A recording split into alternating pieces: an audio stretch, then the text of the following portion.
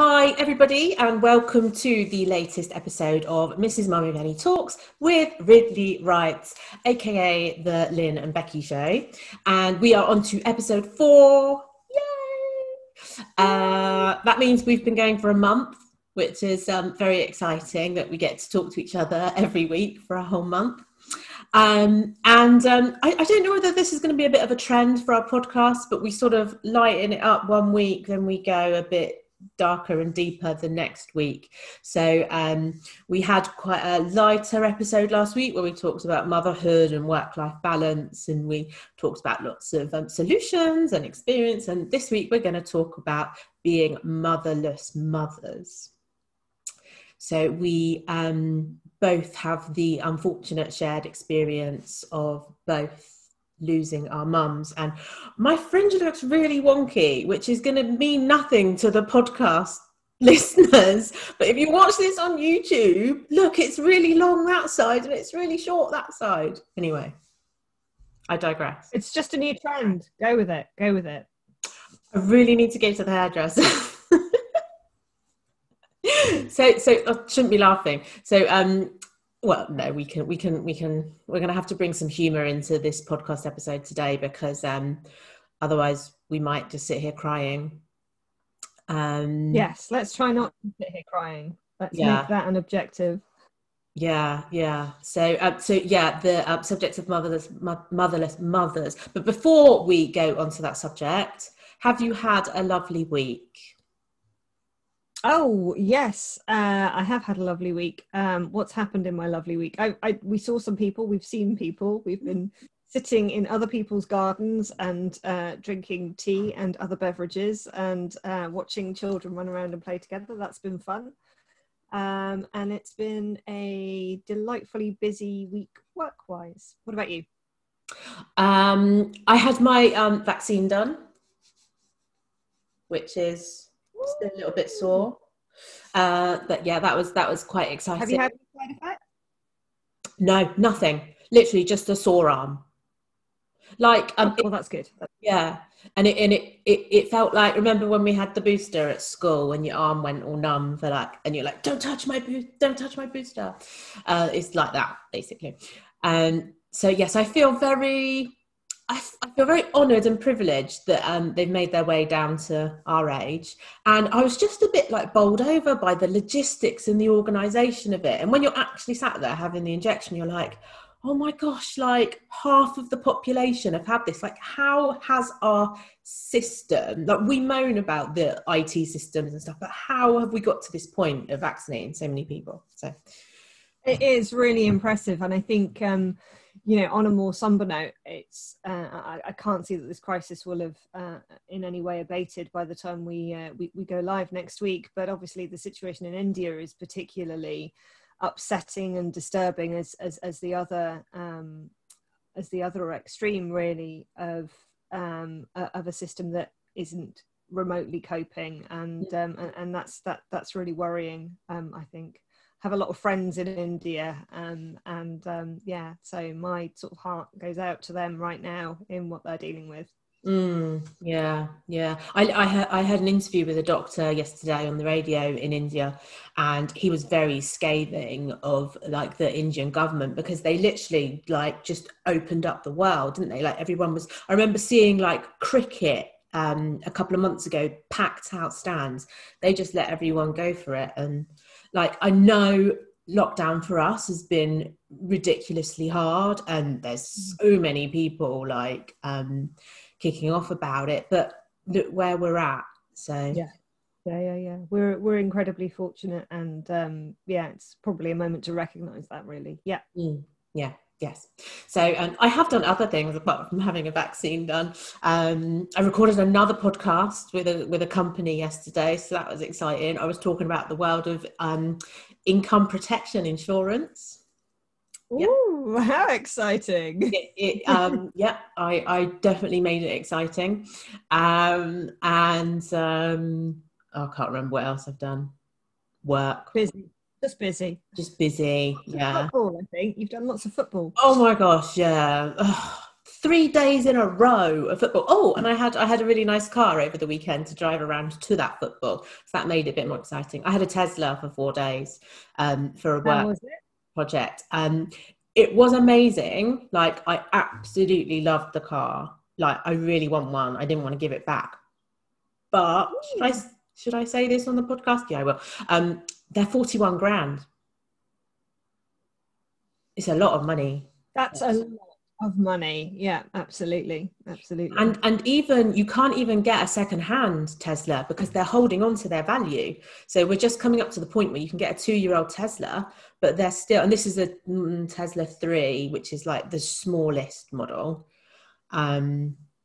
Yeah, like I do really want an electric car, because I've just switched my pension, like that big chunk of money, into fossil fuel free funds. So I want to have a car that isn't using fossil fuel at all. But yeah, not quite yet. So one day I'll get a Tesla. Not yet. Unless Tesla want to give me one, then that's fine. Gifts accepted. Well, I was meant to manifest stuff this week, wasn't I? But of course, yeah. Yeah. So yeah, we must remember that this is a podcast. We're not just having a friend chat. Yeah. So right, motherless mothers. Then I think we should probably start with describing our respective situations, and I know we have touched on it before because we did talk about it a little bit in episode 1, but do you want to start, or should I start? Yeah, shall I do? I think I'll start because because I might as well. Okay, so I was 33 when my mum died, which definitely sounds old, certainly old, much older than you were when your mum died. But obviously my dad had died when I was 21, 22 as well. So at 33, I effectively became an orphan, which, whilst again, much older than you were when that same situation happened to you, it still felt young. It still felt really young. You know, an awful lot of people I know still have both parents, and most people I know at least still have one parent. So it's certainly, and your parents died when they were young. So your mum was what age when she died? Yes. She was in her mid-60s. So I mean, you know, probably not young, but also you know, also certainly not an old lady. I mean, and we, the great joke was that we all thought that mum was going to live until she was 90 and, you know, sit in a corner drinking sherry. I'm not sure if she totally would have ever been in a corner for very long, but, you know, given how gregarious she was as a personality. But no, I mean, we always just sort of assumed she was going to live forever, partly because after my dad died, she didn't really want to, yeah. But no, so yeah, so she died, and it was very sudden, in as much as she hadn't been feeling very well from the January. She'd just been feeling really, really tired. Lots of visits to the doctor and ultimately to the hospital to do investigations. They thought she was just iron deficient to begin with, etc., etc. Really interesting experience, which isn't this episode for us to talk about, but the sort of the very siloed approach that you get in hospitals. So there wasn't a really joined up sense of the different departments that she was being sent to for tests sort of coming together with that holistic overview of being able to add all the pieces up. We had to do some of that work ourselves. And then eventually at the beginning of June, end of May, beginning of June, she was diagnosed with cancer.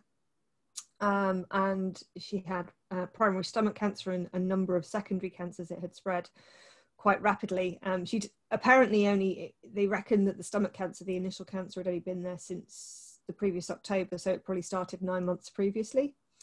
But it had spread very quickly because she was young. And within the month, she was in a hospice and had died. So we went very rapidly through a process. Obviously, you know, you tend to think about cancer being quite slow generally, but this was very quick.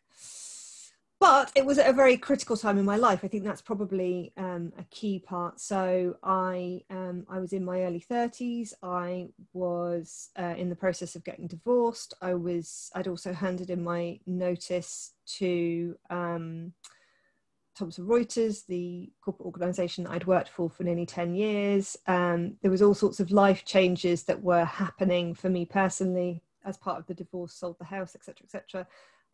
There were, you know, in many senses, I felt like I was 17 again, which I think is also potentially one of the reasons why it hit quite so hard. I was, in many senses, rootless, and it was certainly before I met and married Dave, and it was before I had either of the children, and so, you know, an awful lot of quite significant life events are events that have happened, you know, without my mum being here. Yeah. We remember that rootless comment, because that's something I think we need to come back to. But my mum died when I was 16. It was a complete surprise and a complete shock. I was trying to think yesterday, sort of in preparation for this, like the day before it happened, like what actually happened the day before. And it was a totally normal day. It was like a Friday, so we were at school. It was so she died on the 26th of June, 2 days after her birthday. And I've worn these because this is what I gave my mum on her birthday, 2 days before she died. I do not know how I've managed to keep hold of these earrings. They're not the prettiest of earrings. They're not exactly me, but it's the universe is meant for me to keep them for a reason. So she had a heart attack on the Friday night.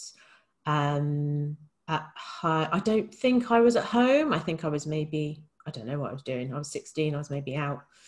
And she survived that heart attack, went up to hospital, into ICU, and we all went up to see her.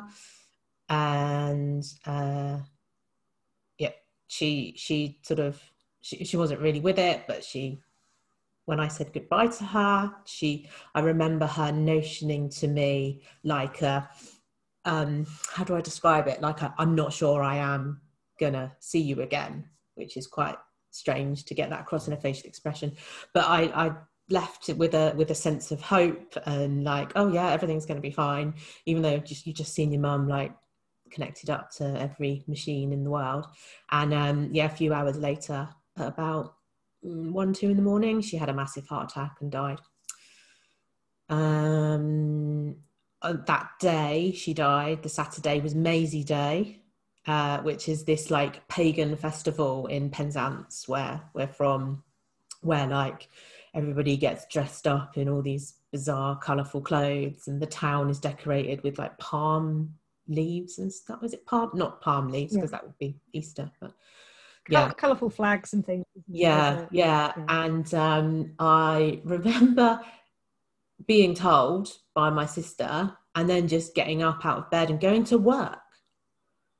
Like I almost just like ignored the conversation I just had and went to work. A very clear memory of walking along Market Jew Street in Penzance quite early in the morning on the way to work with all this Maisie Day, you know, decoration all over the street, walking into Oliver's shoe shop and seeing the manager, and she was like, what's wrong? Because obviously I didn't look all right. And I was like, oh, my mum's just died. And she's like, why on earth are you at work? It was, I don't know why I did it. Running away, maybe.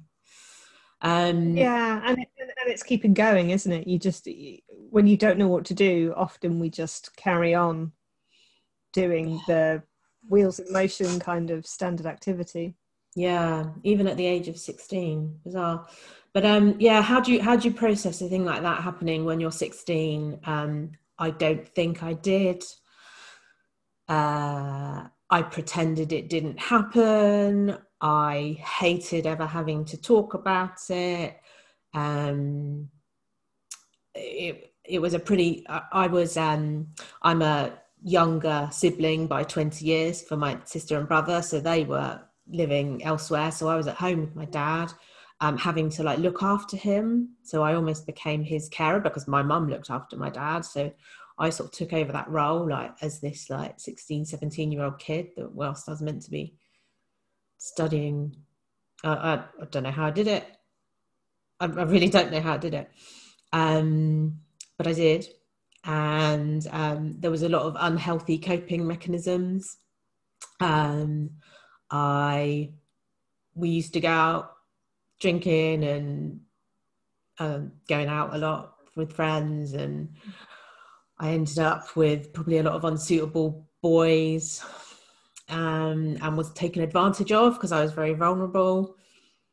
Boys are very good at working out who the vulnerable girls are, going back to our episode from episode 2 where we talked about all of that kind of unsavory stuff.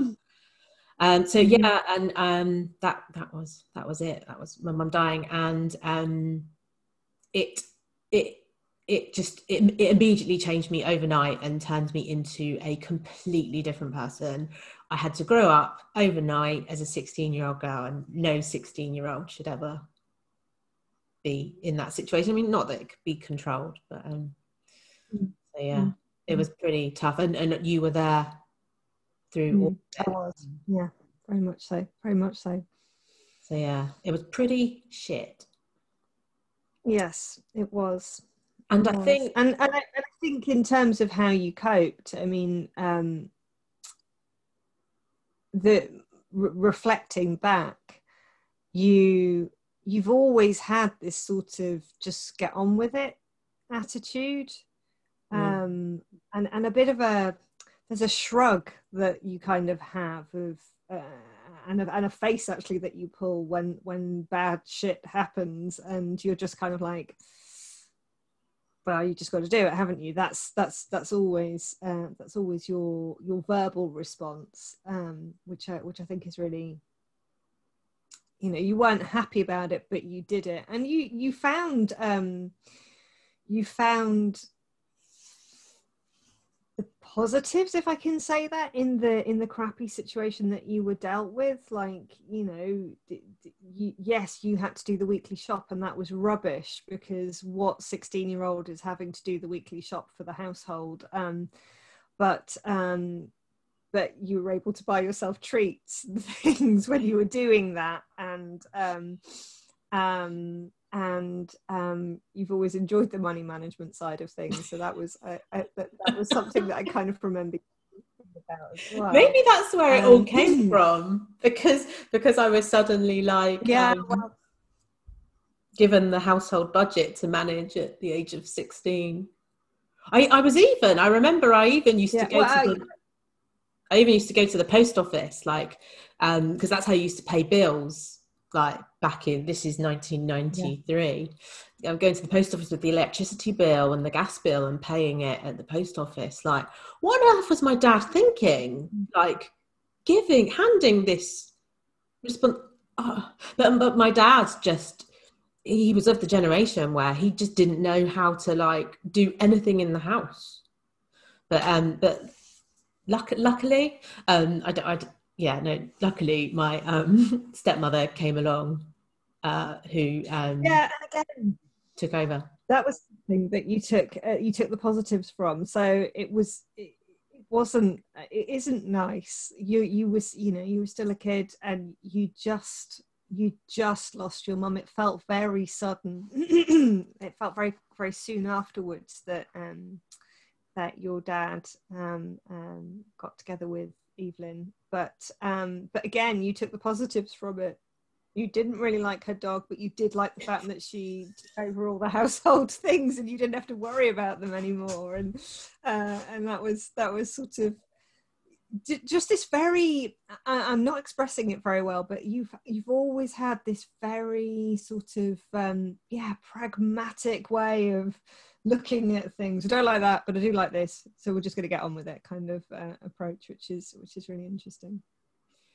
Yeah, I was thinking about like how it's like shaped my personality, so it'd be interesting to contrast it to you and how you feel you've changed since your mum died. So I think it's made me a huge risk taker.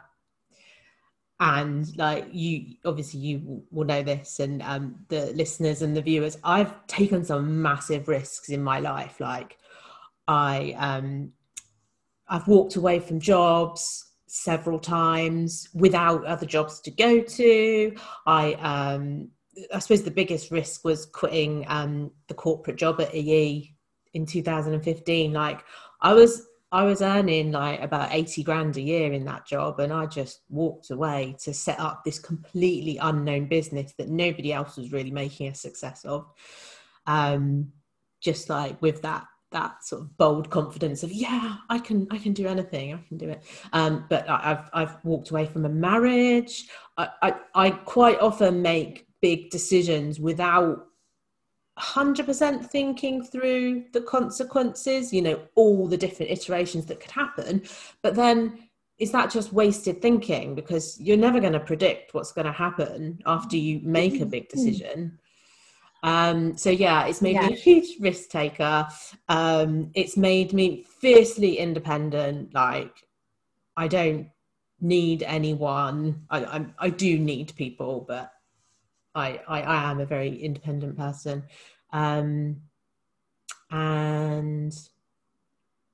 But those I think both those things can also be quite destructive characteristics as well, because I'm almost like not. Yes. I'm not.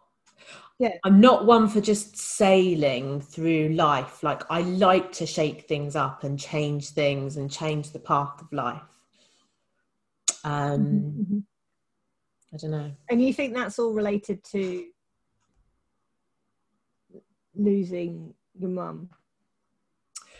I think the risk-taking thing comes from it comes from just not knowing what is going to be thrown at you and in life. So almost like just take that risk and see what happens, because like we could die tomorrow. So knowing that you'll survive because you have strong past experience of surviving, maybe. Yeah.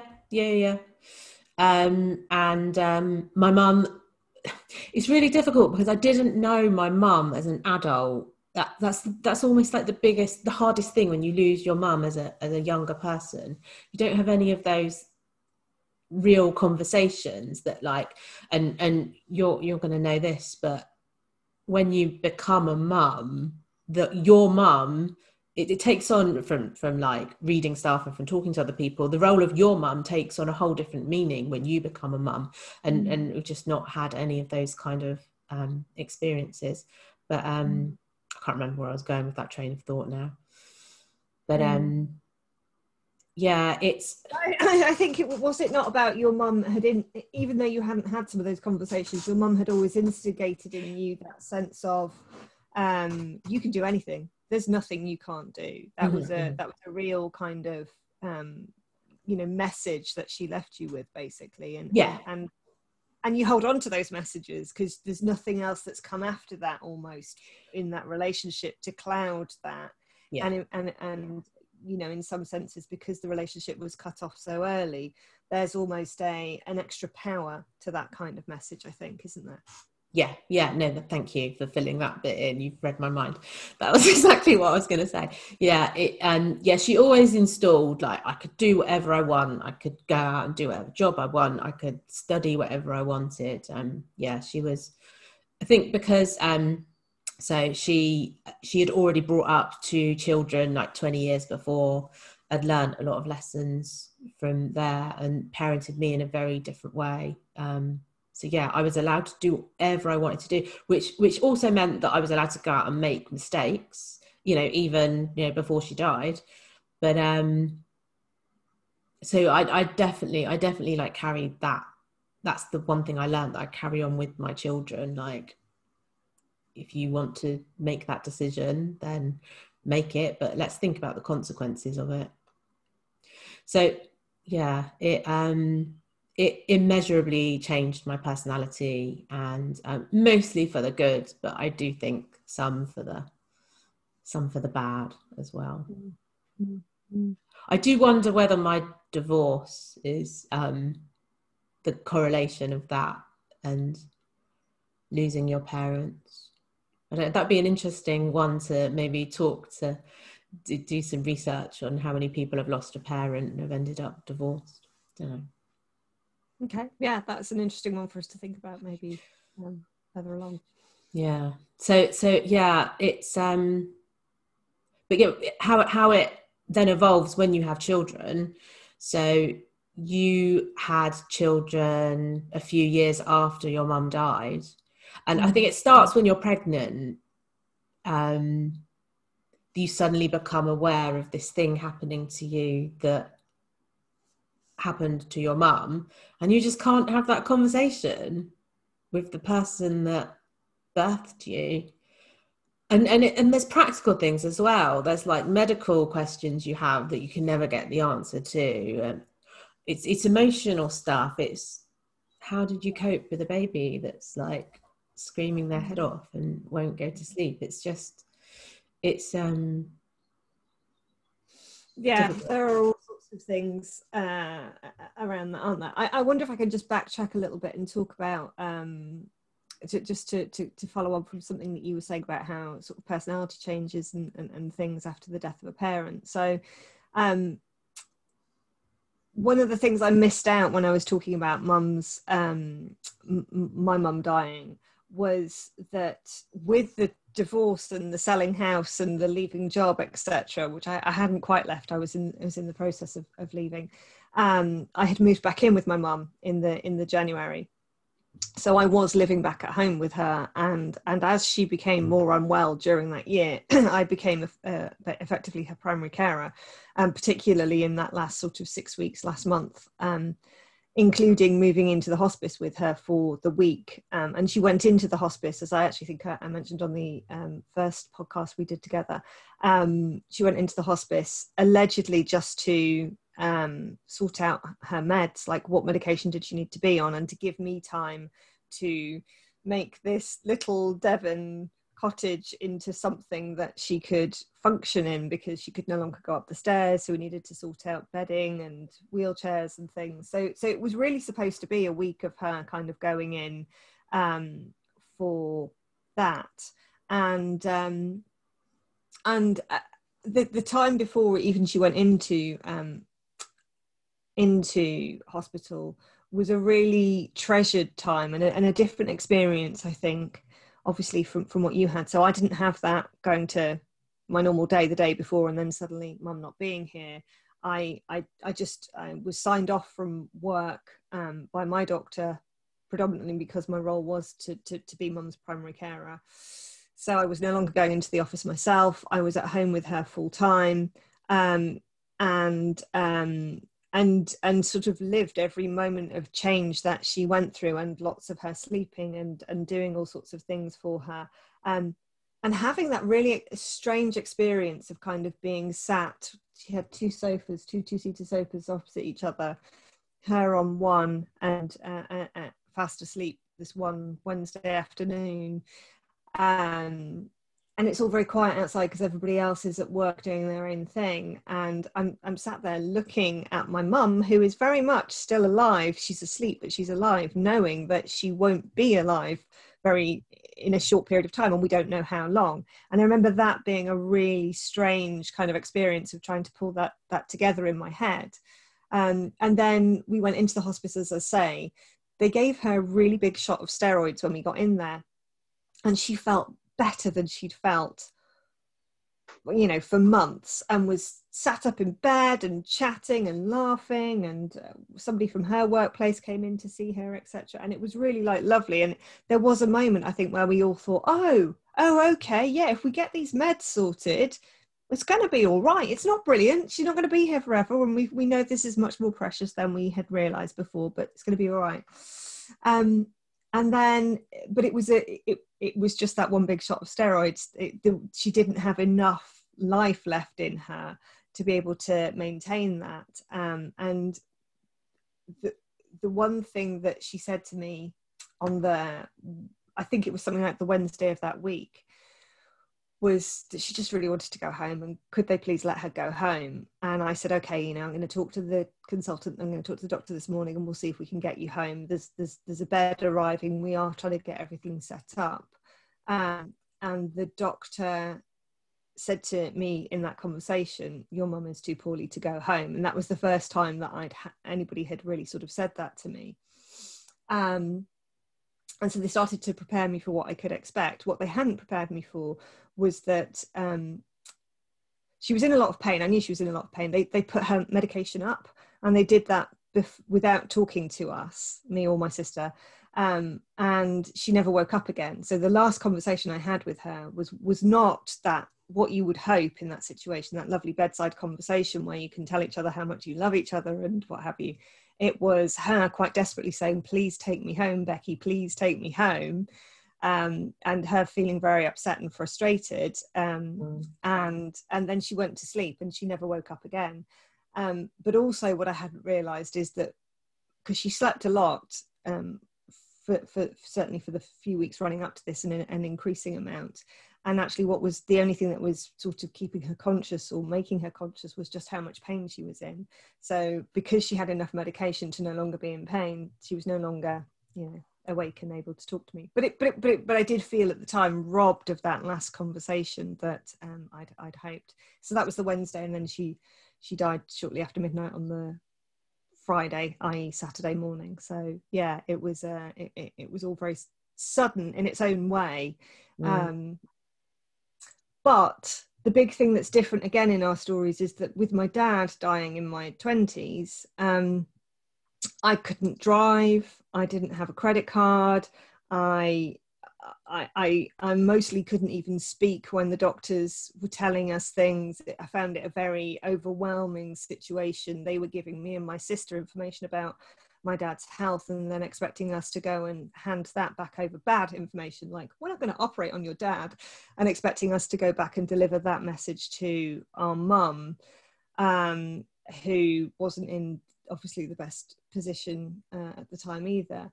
And in many senses, I look back on my corporate career as being 10 years of becoming financially independent, of developing an enormous amount of confidence, a bit of an attitude of, I am somewhere in senior management, therefore within a hierarchy, and you will give me the right answers. And my sister and my mum both used to talk about me as being the Rottweiler in all the medical appointments that we had, because I wasn't taking any shit. I was literally kind of like, what's going on? So for me, there was a personality change that over that period of time, that I was never going to be in a situation again where I couldn't, I was able to drive mum wherever she needed to go. I was able to pay for whatever we needed to do. There were no blockers that there had been with my dad's death, because we were in St Earth, which is at the tip of, towards the end of Cornwall, and he was in Derriford Hospital in Plymouth. So we had enormous distance and no financial ability means and no car, etc., to get us there. So all of those things I'd managed to overcome, so that actually I could do those things for my mum, and that was quite big. Yeah, so that's likewise, it's a sense of independence, isn't it? Not independence in the strict sort of definition of the word. It's almost that ability that you can do anything, and you will. It's completely in your control and in your power to make sure you can do anything. Yeah, it's so there's a really good. I typed into the internet motherless mothers. There's a really great article on The Guardian, written by a couple of psychologists, American psychologists. There's a lot of American work about motherless mothers. There's not that much UK work, but it's talking about some of the more negative, I don't want to use the word negative, just the difficult feelings that can erupt when you don't have your mum or your parents. And one that really struck me was jealousy. So I don't know if you feel this, but I still get huge pangs of jealousy when I see like a happy mother and daughter relationship, particularly with, you know, a person our age and their mum. And I don't really, I used to get the feelings of, oh, why are you not talking to your mum? Like, why, you know, there were broken down relationships, but I have a more of an appreciation of that now. But yeah, it's just that feeling of what you could have had. And when I was very young, I did a lot of therapy to go over this, had a lot of therapy over the years. The why me? Why, what have I done for this to happen to me? Why has God chosen this to happen to me? Just the whole sort of unfairness of the situation was quite a lot to cope with as a younger person. Yeah. But yeah, and so yeah, those can be quite destructive feelings where I will probably need therapy for the rest of my life, but that's fine. So yeah, and then we become mums ourselves, and then it takes on a whole nother meaning. There are all sorts of things with the being with the being a mum without a mum thing that come to me. So what's really interesting is that my mum's own mum died when she was 59, which actually happens to be the age that my dad died. And my mum had a real fixation. She thought she was going to die at 59. So in her own head, she managed to outlive that superstition, I suppose. So I don't have any. I never met my mum's mum. So I'm in a generation of unmothered mothers, if you see what I mean. Obviously my sister did, and my sister knew my mum's mum, but I never met her. But what I find now that's really eerie, as my daughter gets older, she asks questions about my mum and dad, but she asks questions about my mum, and I find myself telling the same sort of stories that I can hear my mum telling me about how much my mum would have loved her and Abraham, and I almost feel like I am being my own mum in that sense, because that's what she would say to me about her mother. Oh, she would have loved you. And then she would start to list off the things that my grandma that I hadn't met like to do that I like to do, and I'm doing the same thing with my own daughter, which is sort of eerie in its own way. I think in terms of the lack of having my mum around, some of the things around medical notes were true. So and I'd never talked to my mum about giving birth or kind of what her experience of that had been. So that was something that I kind of missed out on.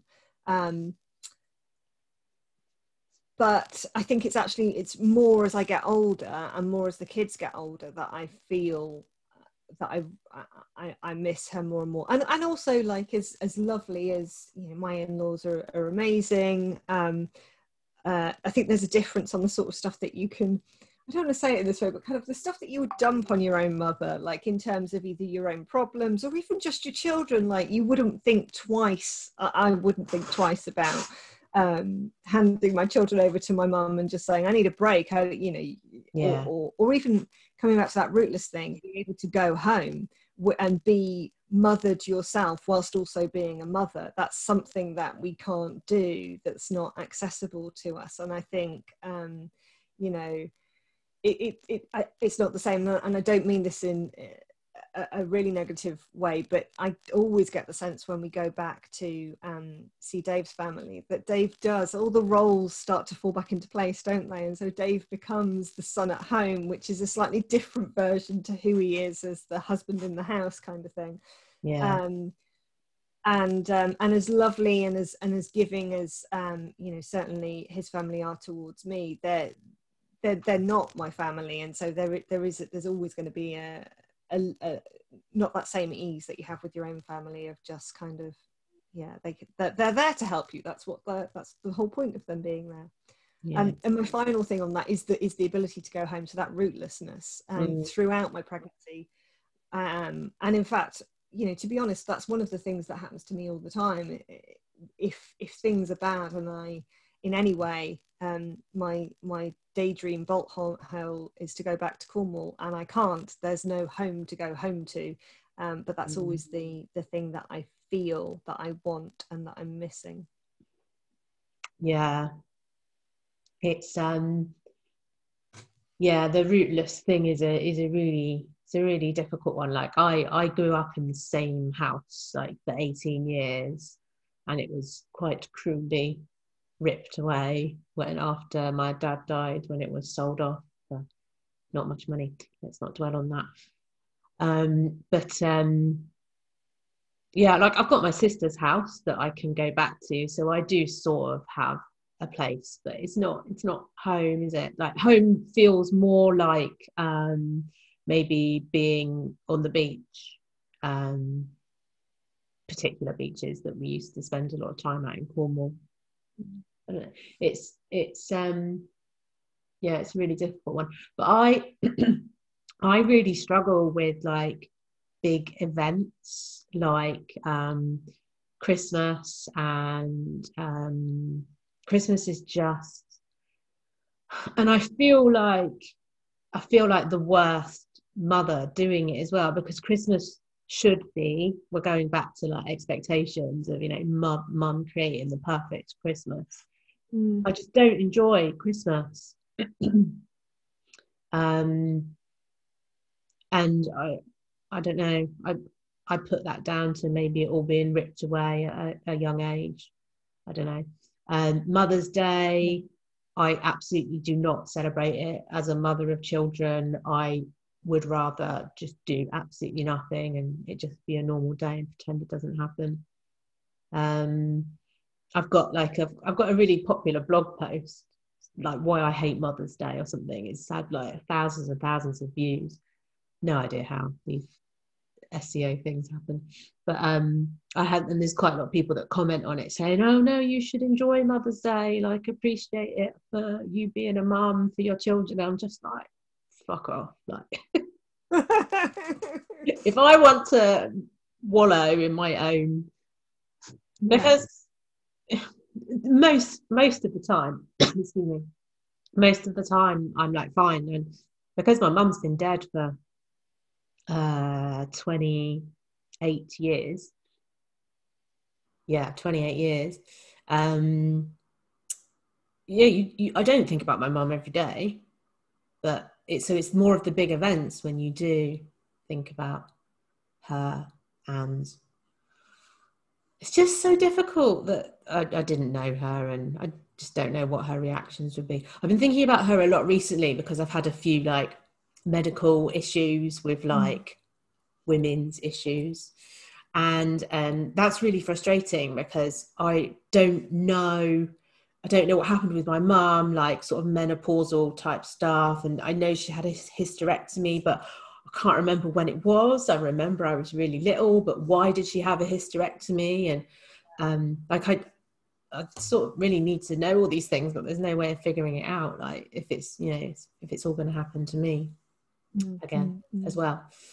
So yeah, the death of my mum has had positive impacts on me, absolutely, but it's also had negative impacts on me.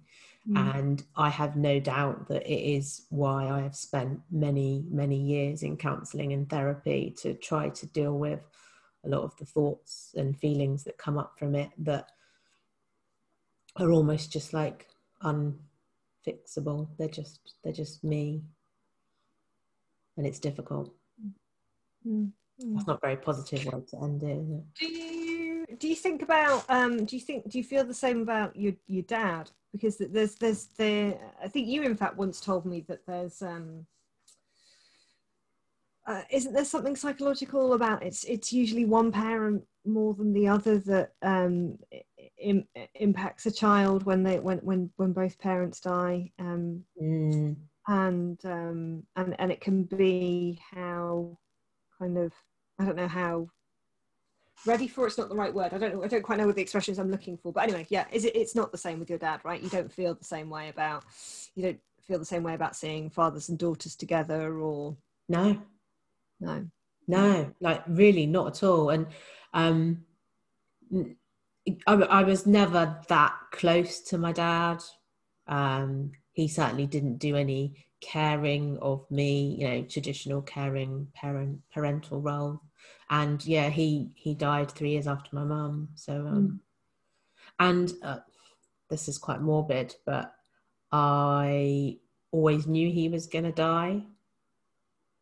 That's just a weird thing to say, but I just sort of always had that feeling that it wasn't going to be long after my mum died that my dad died. That's actually quite a common phenomenon, that one partner follows the other, even though he got remarried in between. But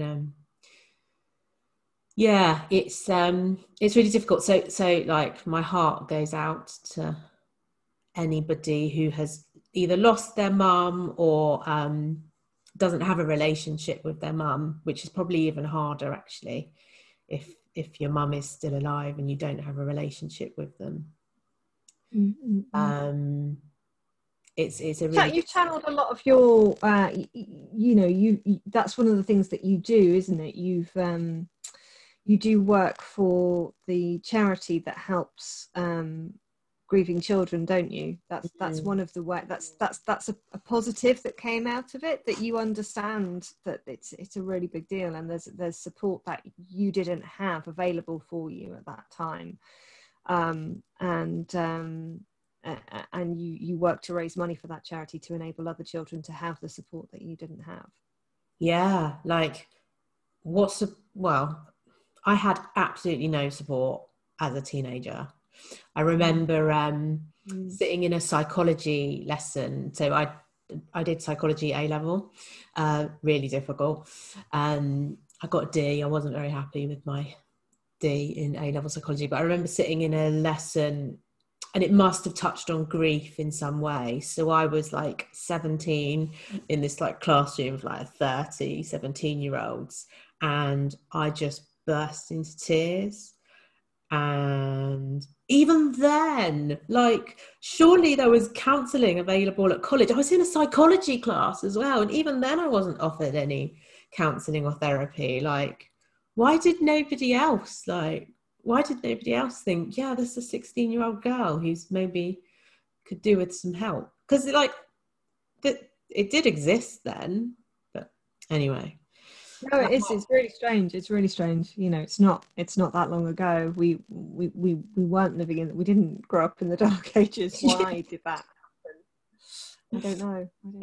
Yeah. So Grief Encounter, a charity I always put support with, like my business and stuff, is a charity that was set up after I would have needed it. But yeah, they look after bereaved children with therapy and counselling and days out and stuff. So yeah, I like to give back that way. Yeah, no, which is wonderful, really wonderful. Yeah, so we need to say something positive to end. We do, don't we? We do. And what I definitely don't want to do is trample over your experience. I mean, I think I miss my mum enormously. I miss my dad enormously as well, and I have a bit more of a similar experience to you in terms of my dad I didn't know as an adult, really. I was just coming out of university, so you're at that back end of childhood, of long childhood that happens these days.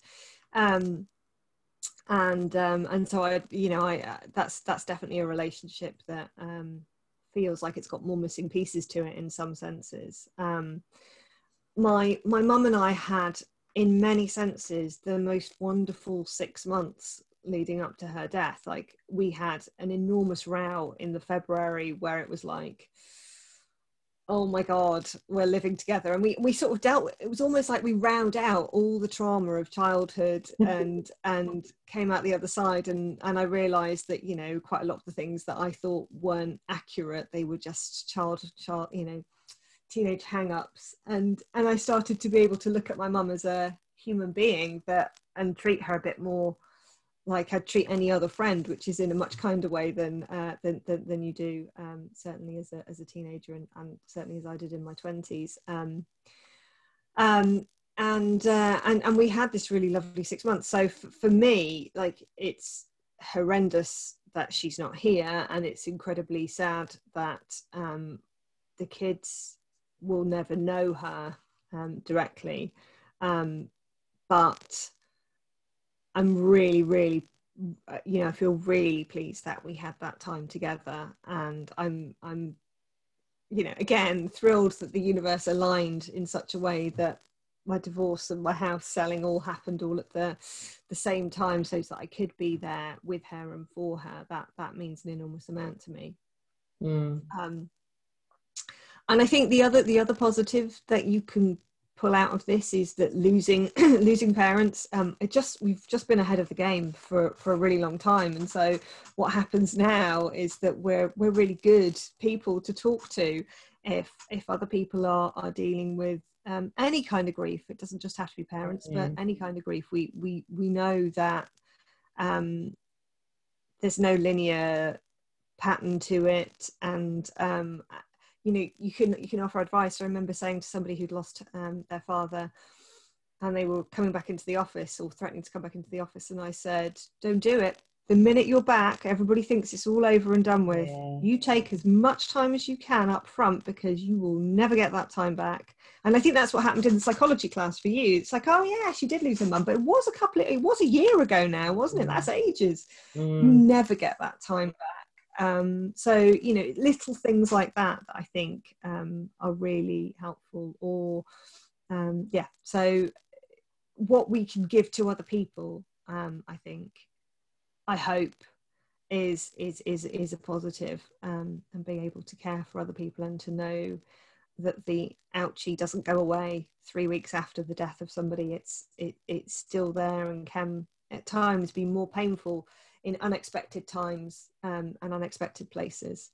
Yeah. And I think in a huge way it's led to maybe like the roles that both of us now do in our sort of careers. They're both very giving roles to other people, aren't they? Like you are helping people to write books. I am helping other people to save money. That's those are like the two core sort of reasons for our business, isn't it? It's in effect to help other people. Obviously we have our own objectives in that as well, but that's the core of the business model. So yeah, it's sad, but not all sad. It's sad, but we survived, and we did. We are survivors, and we are survivors. I really liked that phrase of we're ahead of the game. I think I'm ahead of the game in everything. So we'll end it there. Thank you ever so much for listening to our 4th episode of Mrs. Mummypenny Talks with Ridley Writes. Do you want to do the thank you for the music? Yeah, absolutely. So Ridley Writes Mrs. Mummypenny Talks with Ridley Writes is produced by Lynn, and podcast music is composed and produced by Daniel Greensmith. And it's obviously me and Lynn that are doing the talking, so we're your hosts. Thank you very much for listening, and we look forward to talking to you again on brighter and lighter subjects, possibly next. Or maybe we'll go dark again, who knows. All right, thanks everybody, bye-bye. All right, take care.